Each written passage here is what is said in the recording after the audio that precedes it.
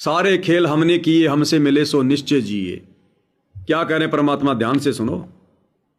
इन्होंने कहा भाई ज्यादा हम भी नहीं रोक सकते, ये हमारे से भी बहुत ज्यादा प्रबल है, हमारे बस की बात नहीं है, बस कुछ सेकंड के लिए रोक सकते हैं। तो उसने कहा जी कुछ सेकंड के लिए रोक दो। तो कुछ क्षण के लिए रोकी, इतना में सुखदेव बाहर आया। तो उसको भक्ति की प्रेरणा बनी रही, भगवान की याद रही। उसी समय 9 नाथ 84 सिद्ध यानी 93 बच्चे और लड़के पैदा हुए। ऐसा इत्तेफाक था, संस्कार था उनका। उनको भी ये बातें याद रही, उनमें से 9 तो नाथ बन गए और 84 सिद्ध कहलाए। उन्होंने भक्ति की प्रेरणा बन गई, बचपन से ही मालिक की याद बनी रही। लेकिन सच्चा सतगुरु ना मिलने से ये भी डले ढोए। लेकिन सच्चा सतगुरु ना मिलने से उन्होंने भी डले ढोए। अब बताओ, 9 नाथ 84 सिद्धों से उत्तम आत्मा आज आप और हम है कि नहीं है? दुनिया की नजरों में तो हम चिलकतरे हैं, कुछ नहीं है, 2 कोड़ी के जीव हैं। हमारी कोई हैसियत नहीं, कोई औकात नहीं, और वैसे है भी नहीं, और भगत की होनी भी नहीं चाहिए। अगर भगत की औकात हो गई, भगत की हैसियत बन गई, तो समझो मोक्ष से दूर है। दास भाई और बहनों, जो महसूस करता है दास के साथ में जो होता है वो आपको बताता हूं। जिस भगत को सतगुरु रामपाल जी भगवान ने इसी जन्म में पार करना होगा, ये पहचान बता रहा हूं आपको मैं, पहचान। यदि आपके साथ में ऐसा है तो कन्फर्म हो जाना कि सतलोक में नंबर पक्का है। और यदि आपके साथ में ऐसा नहीं है तो फिर कहीं ना कहीं आपकी गफलत है, अपनी मर्यादा ठीक कर लो। जिस आत्मा को, जिस भगत को गुरुदेव ने इसी जन्म में सतलोक भेजना होगा, उस आत्मा को परमात्मा शांति से नहीं जीने देगा, शांति से नहीं बैठने देगा। उसको हल्के फुल्के झटके लगते रहेंगे, वो थोड़ा बहुत टेंशन में, परेशानी में, चिंताओं में घिरा रहेगा, वो मीठा मीठा दर्द उसको बना रहेगा। 5-7 दिन, 10-15 दिन ठीक ठाक निकलेंगे, फिर कहीं ना कहीं से कोई झटका लगेगा, फिर कोई टेंशन बनेगी, फिर गुरुजी याद आएंगे, फिर शांति से बैठ के दुखी होके सुमरण करेगा ध्यान से। जैसे मन बकवाद करेगा 10-15 दिन में, तुरंत परमात्मा कोई ना कोई झटका देंगे। वो चाहे किसी के माध्यम से दो, चाहे कोई आर्थिक प्रॉब्लम आओ, चाहे कोई सामाजिक प्रॉब्लम आओ, चाहे कोई हारी बीमारी की प्रॉब्लम आओ, कोई भी प्रॉब्लम हो भाई, आप जितनी मर्यादा निभा रहे हो, जितनी भक्ति कर रहे हो, वो तो हमारे काम आएगी आएगी, वो तो करना है।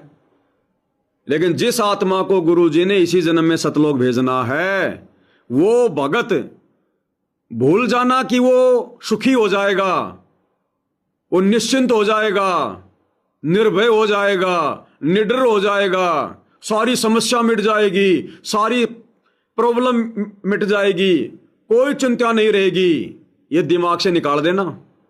जानबूझ के रखेगा परमात्मा, जानबूझ के। सुख के माथे पत्थर पड़ो जो नाम हृदय से जाए। अगर सुख हो गया ना, भक्ति हो ही नहीं पाएगी हमारी।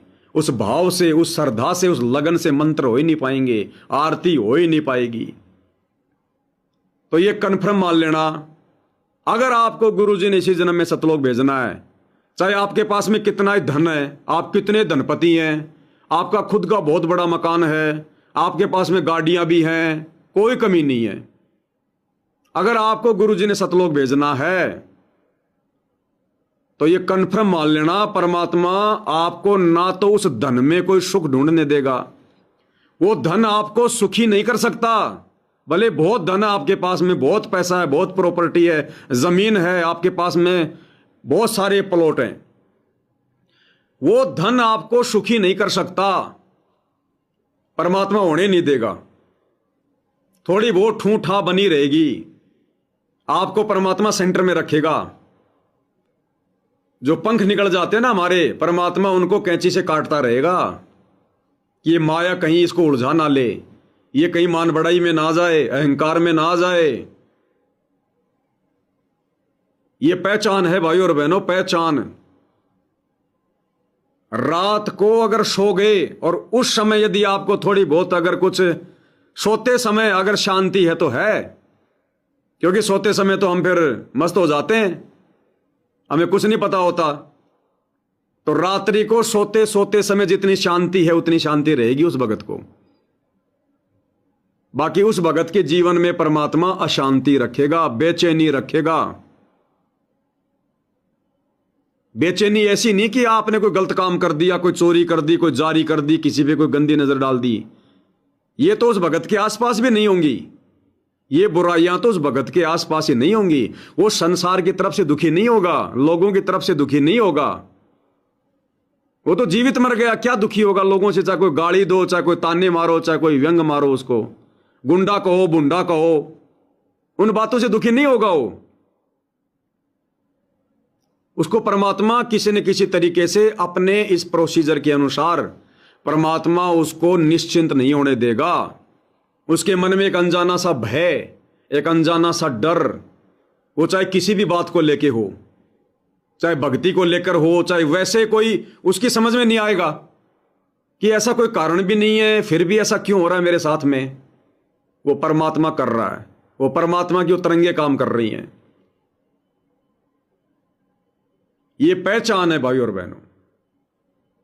अंत तक परमात्मा उस भगत को निर्भय नहीं होने देगा, यहां पर सुखी नहीं होने देगा। वो बेचैनी उसको हल्की हल्की मीठी मीठी बनी रहेगी, चाहे किसी भी कारण से बनो। और वो भगत उसी अशांति में, उसी बेचैनी में, उसी डर में वो भक्ति करेगा। वो टिक के बैठ के सुमरण करेगा, सुरती नृत्य से ध्यान लगाएगा। वो भय के चलते, उस बेचैनी के चलते कि परमात्मा कहीं कुछ मेरे साथ में गलत ना हो जाए, हे मालिक बचाइयो, बार बार गुरु जी से प्रार्थना करेगा। ज्यादा किसी से बातचीत करने का मन नहीं करेगा। एक समय ऐसा आएगा भाई और बहनों, आप अपने घर वालों से भी बातचीत करने से बचोगे, अपनी स्त्री से, अपने बच्चों से, अपने माता पिता से आप बात करने से आप बचोगे। घर वाले सोचेंगे कि भाई पता नहीं इसको क्या हो गया। जैसे गुरुजी वाणी सुनाते हैं ना, कबीरा वैद बुलाइया मेरी पकड़ के देखी बां, और बेदी वैद न जान ही मेरे कर्क कलेजे मां। घर वालों ने सोचा भाई ये तो बहुत ज्यादा बेचैन रहने लग गया, उदास रहने लग गया, किसी से ज्यादा बोलता नहीं, उनमुनासा रहता है। तो घर वालों ने डॉक्टर बुलाया, बोला डॉक्टर साहब देखो इसके क्या रोग लग गया। डॉक्टर ने सारा चेक कर लिया, बोला जी कोई रोग नहीं है इसके। तो कहते हैं वेदी वैद न जान ही, वो वैद भी रोग को नहीं पकड़ पाया। मेरे कर्क कलेजे मां, मेरे हृदय में जो कसक बनी हुई है, जो तड़प बनी हुई है परमात्मा की भक्ति की, उसको वो वैद कहां से पकड़ेगा? वो तो शरीर का रोग चेक कर सकता है। तो ये हालत बनेगी भाई और बहनों, उस भगत की लक्षण है ये।